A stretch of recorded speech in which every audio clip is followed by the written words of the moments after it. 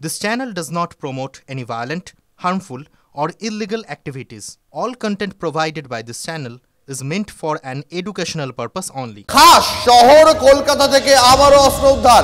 এবার এজেসি বোস রোডের একটি গেস্ট হাউসে অভিযান চালালো এসটিএফ এবং উদ্ধার করলো দুটি 9mm পিস্তল এবং 18 রাউন্ড কার্তুজ। গোয়েন্দাদের জালে দুই ব্যক্তি। এই মুহূর্তে কথা বলবো আমাদের সহকর্মী সুশোভন রয়েছেন আমাদের সঙ্গে একদম সরাসরি। সুশোভন, আমার একমাত্র প্রশ্ন, শহরে এত অস্ত্র আসছে কোথা থেকে?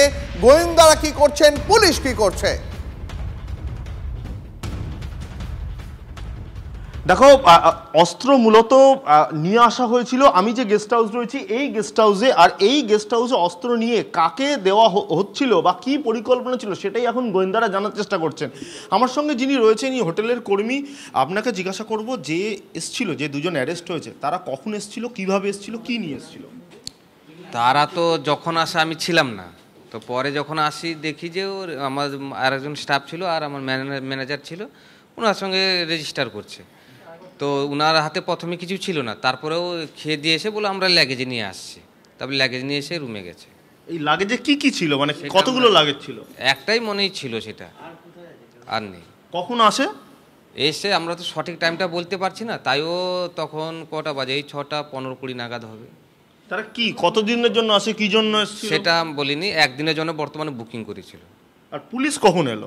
পুলিশ এসছে আধ ঘন্টা খানি পর, ধরো কটা 6:30 পৌনে 7টার দিকে এসছে পুলিশ। তারা যে ঘরে ছিল সেই ঘরটা কত নম্বর রুম, আর পুলিশ এসে কি করলো, আপনি কখন সেই ঘরের সামনে গেলেন? রুম তারা দুজন যে ঘরে ছিল রুম নম্বর 9 ছিল। আর তারপর পুলিশ এসে আমাকে বললো যে নক করতে, তাদেরকে নক করো কোন রুমে আছে। দিয়ে আমি নক করলাম, দিয়ে পুলিশ ঢুকে গিয়ে তাদেরকে অ্যারেস্ট করলো। আর আগ্নেয়াস্ত্র পেলো সেখান থেকে। দিয়ে আমরা পরে গেলাম, আমরা দেখলাম যে দুটো আগ্নেয়াস্ত্র পড়ে আছে ওই রুমের ভিতরে। এই আগ্নেয়াস্ত্রগুলো কোথায় রাখা ছিল আপনি কি জানতে পেরেছেন, বা কি আলমারির কি বলছিলেন? সেটা তো তারা বলছে যে আলমারিতে ছিল, আলমারির উপরে ছিল। এখন সঠিক আমি জানি না সেটা কোথায় ছিল। কে বললো আলমারির উপরে ছিল? ওই যে পুলিশরা, তারা যারা এসেছিল আলমারিতে ছিল। যখন এসছিল তখন কোনোভাবে বুঝতে পেরেছেন যে দুজন ব্যক্তি আসছেন তাদের কাছে? সেটা আমরা বুঝতে পারিনি যে তারা কি জন্য এসছে, কিসের জন্য এসছে, আমরা সেটা বুঝতে পারিনি। আপনাকে আরেকবার জিজ্ঞাসা করবো, কজন এসছিল আর কজন এই রুম নিয়েছিল? তাদের সঙ্গে 3 জন ছিল, 2 জন রুম নিয়েছে, বলো 2 জন থাকবে, আমি চলে যাব। যে 2 জন ছিল, একজন চলে গিয়েছিল। যে চলে গেল তাকে দেখে কোনো সন্দেহ ছিল, তার কাছে কোনো লাগেজ ছিল যে দুজনকে দিয়ে গেল? না না, প্রথম যখন 3 জনই আসে তাদের হাতে কারোর হাতে লাগেজ ছিল না। অর্থাৎ দেখো, এটাই প্রশ্ন, ওই তৃতীয় ব্যক্তি যিনি এসে রুম দেখিয়ে চলে গেলেন তিনি কে, সেটাই কিন্তু গোয়েন্দারা জানার চেষ্টা করছেন।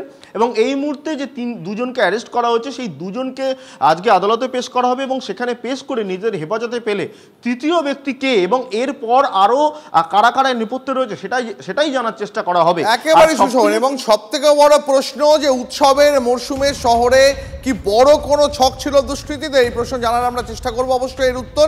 কিন্তু আপনাদের জানি রাখি, কয়েকদিন আগে নিশ্চয়ই আপনাদের মনে আছে শিয়ালদার বৈঠকখানা বাজার থেকে, সেখান থেকেও এভাবেই আগ্নেয়াস্ত্র উদ্ধার হয়েছিল। কোথা থেকে আসছে শহরে এত আগ্নেয়াস্ত্র? কথা বলবো প্রাক্তন পুলিশ কর্তা অনিল জানা রয়েছেন আমাদের সঙ্গে এই মুহূর্তে। অনিল বাবু, টিভি 9 বাংলায় স্বাগত আপনাকে। দেখুন, শহরে এত অস্ত্র আসছে কোথা থেকে? গোয়েন্দাদের যে খবর থাকে তাদের কাছে, পুলিশের যে ইন্টেলিজেন্স থাকে তাদের, তাহলে কি এক্ষেত্রে ব্যর্থ হচ্ছে? না, কলকাতা পুলিশের এসটিএফের তো পারফরমেন্স ভালো। এটা আমাদের প্রাক্তন ডিজি শ্রী রাজীব কুমার আইপিএস সোনারি ব্রেন চাইল্ড আইপিএস এসটিএফের অফিসাররা পার্সু করে।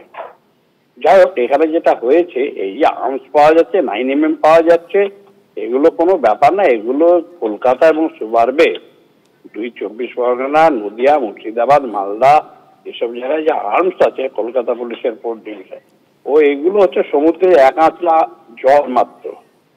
এই প্রচুর আছে, ঘরে ঘরে পাবেন।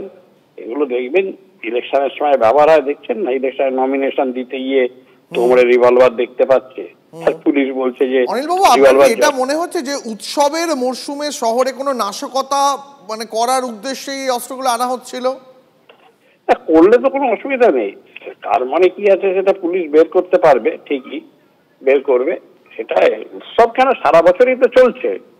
বেশ, আপনাকে অনেক ধন্যবাদ। কথা বলছিলাম প্রাক্তন পুলিশ কর্তা অনিল জানার সঙ্গে। তবে এই মুহূর্তে আরো একবার আপনাকে দেখাবো এক্সক্লুসিভ একটা সিসিটিভি ফুটেজ। দেখুন TV9 বাংলায় এই মুহূর্তে এক্সক্লুসিভ ফুটেজ দেখাচ্ছি আপনাদের। এই মুহূর্তে TV9 বাংলায় আপনি দেখতে পাচ্ছেন, একটু আগেই আপনাদের জানাচ্ছিলাম একেবারে শহর কলকাতা থেকে অস্ত্র উদ্ধার। একটি গেস্ট হাউসে পুলিশ ঢুকে দুজনকে সন্দেহভাজন তাদের পুলিশ এই মুহূর্তে নিজেদের হেফাজতে নিয়েছে। আর এই মুহূর্তে সিসিটিভি ফুটেজের এক্সক্লুসিভ ছবি দেখাচ্ছি আপনাদের। দেখুন, পুলিশ দুজনকে এখনো পর্যন্ত নিজেদের হেফাজতে নিয়েছে। কোথা থেকে এই অস্ত্র আনা হচ্ছিল, কেনই আনা হচ্ছিল, তারই জানার চেষ্টা করছে পুলিশ।